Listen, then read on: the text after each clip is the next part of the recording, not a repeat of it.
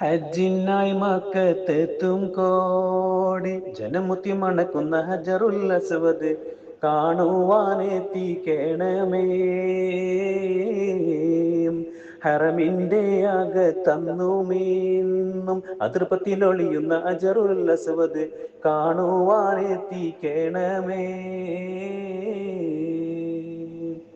ദൂതർ ഇബ്രാഹിം ഖലീലുള്ള, തുണയായി ഇസ്മായിൽ നബിയുള്ള, പൂർവരിൽ നിന്നും ഇരു നബിയുള്ള, നോക്കിയവർ കബം കേട്ടി കബയിലൊളിയുന്ന കതിരൊളി രത്നം കാണുവാനെത്തിക്കണമേ.